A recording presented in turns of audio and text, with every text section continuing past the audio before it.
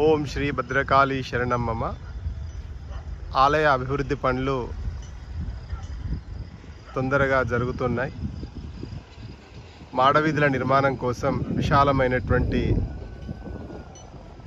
Place తీసుకున్నారు. ఈ ప్లేస్లో ఇంతకుముందు చెరువు ఉండేది. వీడియోలో చూడండి, దూరంగా అక్కడ క్రేన్ సహాయంతో మట్టి తీస్తున్నారు.